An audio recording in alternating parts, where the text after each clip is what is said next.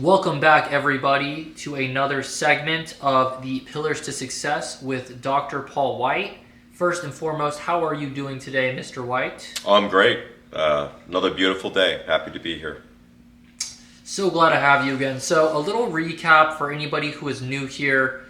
We started this segment initially as an overview of the journey from getting a bachelor's to a master's to eventually now a doctorate with Dr. Paul White. And we thought it would be very cool to kind of catalog the experience, different things that he utilized on his journey, as well as just different ways to be successful in general. So for anybody who's new, that is what we've been working on. And today we are going to be emphasizing the fact of fitness. If you have not seen the other past videos, make sure to go check them out. Also, make sure if you want to see more content like this to like and subscribe to the channel as well. It definitely helps us on our end as well for the algorithm.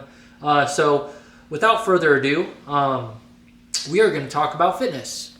First and foremost, in past videos, we have talked about how it is important to exercise the mind in different ways to utilize the mind. In another video, we talked about diet and how certain foods being put into our body can drastically change the way we think and we act in day-to-day life. Today, we are going to focus more so on the hands-on physical experience. So today's main topic of interest is going to be fitness. First and foremost, I just want an overall overview, Dr. White. What is fitness to you in general? What is a overarching embodiment of fitness to you? What does it do for us? Yeah, so I wouldn't say that it's more important than any other type of discipline, whether, a person's disciplining themselves with education or their diet or, becoming a better version of themselves in some other way. I think it's equally important.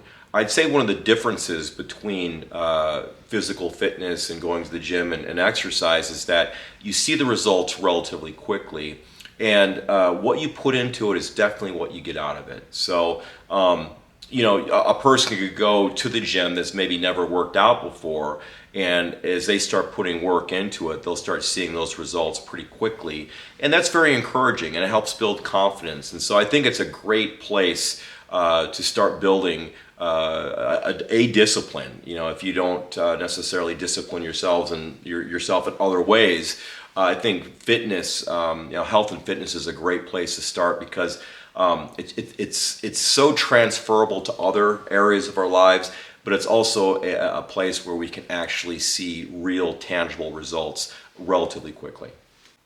And to further this, when we break down this idea of fitness, what is fitness? Is it purely just the actual physical aspect of lifting weights or jogging or exercising, or is there more to it than that? There's definitely more to it than that. We are building a mind-body connection. There is something almost meditative and therapeutic about it, I believe, in many, many ways. And we're learning more about our bodies. I think many times in modernity, we are very detached from everything. And so I think when you can connect with something, especially something like yourself and your own physicality, that's very, very important. And so one of the things that I notice is, I worked out, and as I progressed further into working out and fitness, is that mind-body connection became much more powerful, much more potent.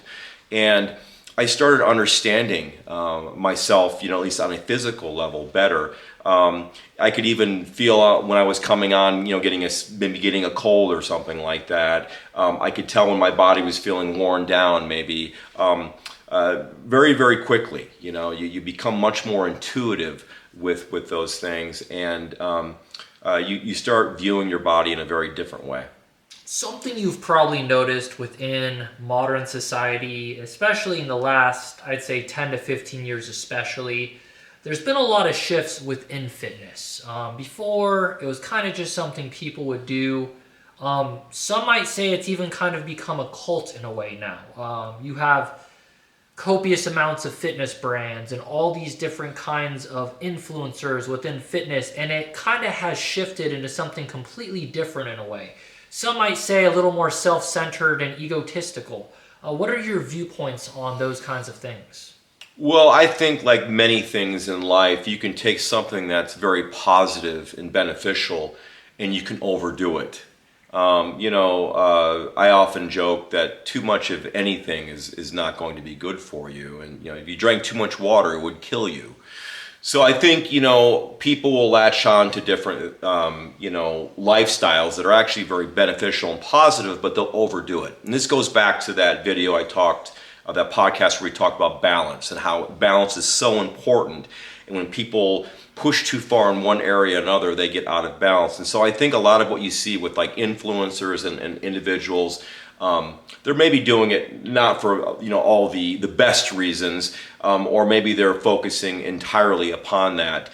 These are individuals that are out of balance, and so they're not approaching fitness with a healthy mindset. They're not approaching it with the best of intentions. I think that a person that is approaching it with balance and you're looking at it as a part of your routine, as something that you do to improve yourself in some way, along with everything else you do to improve yourself, on a daily basis. I think you're going to have a much more holistic view and approach with that, and you're not going to allow yourself to be drawn into the cult-like features of anything that when it becomes overstated, overdone. There's that tendency. Something I want to bring up, not that it pertains necessarily specifically to fitness itself, but something that has been growing a lot in society, especially in the last while as well, has been steroid use. And I mainly challenge this question because many would say discipline comes from, long-term goals and achieving them and being consistent, whereas something like a steroid that you would put into your body, for example, would kind of cheat the process and speed up everything and kind of take away from the value of discipline. What are your viewpoints on that? Do you find it acceptable, or do you think it's something that people should not do? An older gentleman told me years ago that steroids are trading all your tomorrows for today. And I believe that. I believe when you engage in steroid use, you are looking for instant gratification. It's going to erode that discipline because you're taking a shortcut. And anytime you take a shortcut, you're cheating yourself. And I think that's something that we need to be very clear about, that in any time, whether it be, academically, physically, with a diet, any time that we are taking a shortcut, any time that we're trying to game the system, we're cheating ourselves. We're not getting the full benefit of the exercise that we're putting ourselves through. We're not going to master that area. We're not going to effectively demonstrate discipline in those areas. And so I think it's very important to differentiate that. And steroid abuse, for most individuals, is not going to end well. I'm not saying there aren't people that have done them for years and are relatively healthy or whatever from it, but most cases they're not going to be. And I think ultimately, as I said before, it's going to erode your objectives. It's going to erode your goals, especially in terms of if you're trying to become a better version of yourself. How can you really do that? And how can you feel really good about yourself when you know that you're not really putting your all into it? You're using something, basically, an outside substance, essentially to game the system. I don't know if there's any one exercise that's necessarily more beneficial than another. There are some that I believe we all should do. I believe we should all do strength training to some degree. I believe a certain level of cardio is important. Now, the combinations and the exact exercises we do, I believe, are highly individualized. They're going to be based on age. They're going to be based on flexibility, physical, your physical level. So I think that we have to keep those things in mind. And like most things in life, exercise and fitness is individualized, and so I believe that you have to make it your own. You have to experiment with it, much like diet. It's something that you're going to have to try out. see what works for you, see what does not work for you. And then again, as we get older, there's going to be certain exercises that we may have done when we were younger that we're not going to do as much when we get older. But I think again, focusing on getting a good amount of resistance training in, full body resistance training, and getting some sort of cardio in. Whether that be playing a little bit of basketball or going for a long walk. Find something that resonates with you, that you enjoy doing, that you can consistently keep doing for an extended period of time. That's the other idea, is sustainability, something that you can keep doing over the long haul, and to get all the benefits from it long term.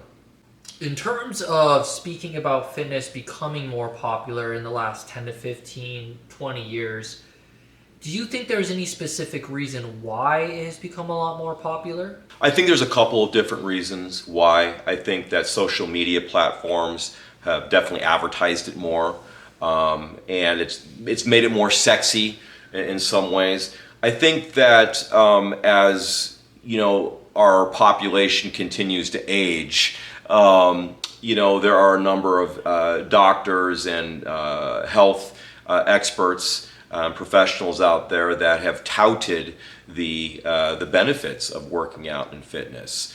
And there's very real empirical evidence to show that resistance training, cardio, and doing these types of activities consistently not only help with age-related issues, but they also, your quality of life becomes much better. So I think, we live in a day and age where there is a lot more information, there's a lot more empirical evidence out there regarding health and fitness. But then again, there's a lot of fitness influencers and such that have, showcased the aesthetics and such of it. And so I think that's generated a lot of excitement as well.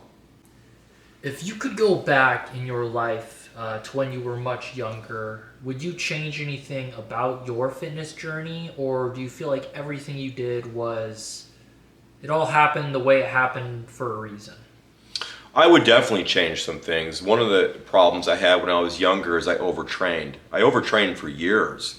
I train about 3 days a week now. I go in for an hour, 3 days a week, and train with weights. And then I spend probably another 4 days a week walking, sometimes an hour or more, or doing other types of cardio.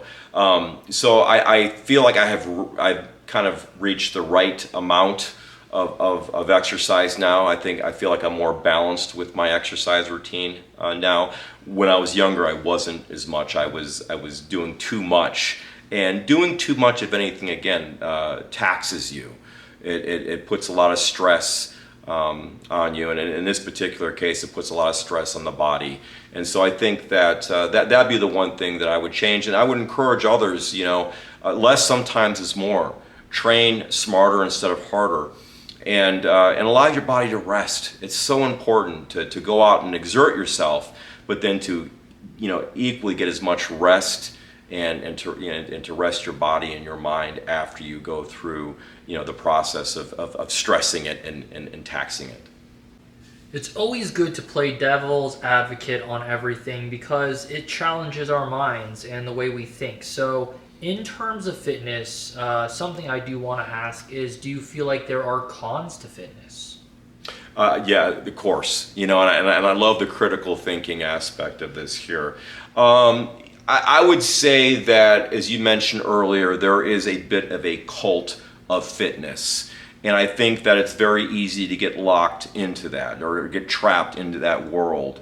I think it's important, again, to approach things in life with balance. And so anytime we're obsessing over something, more than likely we're taking from other areas of our life. We're not getting to other parts, equally important parts of our life, because we're focusing all of our attention on this one thing we're fixating on. So I would say that the con is getting so wrapped up in that cult of fitness that you are foregoing or neglecting other aspects of your life. In my opinion, if you're trying to improve yourself and become a better version of yourself, you have to have balance. You have to balance everything out, including fitness. And so, again, there's this tendency to think more is better. Not necessarily. Again, if it's becoming an obsession, if you're focusing all your energies on that, then you're out of balance, and you're veering off the path of personal development and improvement. If you were talking to somebody who was very new to fitness, they didn't really know much about it, how would you introduce them to it and get them into the idea of it, and how it can be constructive to their growth? I would start out very, very slow. And this is important because I've seen many, many people start routines and they quit after some time. They burn out. I believe the best approach is starting slow and being steady with it. And working out is one of those things where consistency is more important than hard work. And let me rephrase that again. Consistency is more important than hard work. Going to the gym and working hard, yes, it's important, but it's much more important to be consistent. So if you're working out 3 or 4 times a week and sustaining that over, a year, 2 years, 3 years, that's going to have a much more net positive health benefit for you than you going 6 days a week for a couple of months and then burning out. So I think starting out slow. I would start out with very easy exercises and learn them as well. Research it, learn some basics, practice those basics, and allow yourself to ease into it slowly. If you ease into it slowly, the discipline will come if you're consistent. So again, if you're consistent, you start out slowly, you'll build that discipline, and as that discipline grows, you'll become more disciplined, and then you can start delving into the more intermediate and eventually the more expert aspects of fitness and working out. Do you think that there are any direct correlations between fitness and cognitive function? Oh, absolutely. There's empirical evidence to show individuals that work out, individuals that are fit, are less prone to dementia and to cognitive decline as they age. There's also a number of mental health benefits to working out. I can tell you personally, when I go work out and get a good workout in, it reduces stress. I feel better. I have an overall feeling of well-being after I'm done. And again, these are anecdotal, but there is empirical evidence to back this up. And so I think that anytime you embark on a fitness journey, know that this is going to be, as I stated earlier, a mind-body connection. You are improving your physicality, your physiology, but your brain is very much part of that physiology. And so, your neurotransmitters, your very brain cells are going to benefit, and there's going to be a net positive benefit from the exercising and fitness. The last question I'm going to go ahead and ask you before we go over a summary is, do you find that there is some kind of pecking order or list of importance when it comes to different disciplines? Would you say fitness is near the top, or would you say they're all on equal footing? As I stated before, I think they're more on equal footing. However, if you don't have your health, you don't have anything. I think that we should all put an absolute premium on our health. So health and fitness, so essentially diet and exercise, these things should be at the very, very top of our daily habits and part of our lifestyle. So I believe that, individuals that are on the road to self-improvement and growth are going to place their health and fitness, their diet and their exercise very close to the top of that discipline list, and they're going to work on that, and they're going to put a lot of effort and time into it because they understand that the benefits, especially the long-term benefits, are so critical for a long-term healthy lifestyle. And as always, I want to go ahead and thank everybody for listening into this, and thank you so much for your time, Dr. White.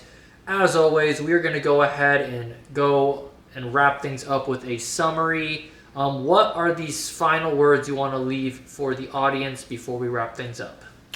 I would say if you're embarking on a workout, routine, a fitness routine, as I stated earlier, start out slow. Find a couple of different exercises that you can learn them well. Be consistent. This isn't a sprint, it's a marathon. This is a lifestyle that you're adopting. This is going to be something you're going to be doing into your 70s and 80s. Okay, so start out slow, be deliberate. As I said before, and I've said in other videos, fake it till you make it. Show up at the gym, put the work in. Again, start out slow, eventually working up to a pretty good, solid, robust routine. Be patient with yourself. Be kind to yourself. Be kind to your body. And when you're embarking on this fitness routine, also remember that diet is very, very much a part of this. And we talked about this in another video, but diet and fitness go hand in hand. These are hallmarks of a healthy person. These are parts of us that we should embrace and engage in fully to become the best and truly the best versions of ourselves. Thank you so much for your time, Dr. White. Thank you everybody for watching. Make sure to like the video if you enjoyed it and subscribe if you have not already. And we will see you guys in the next one. Thank you.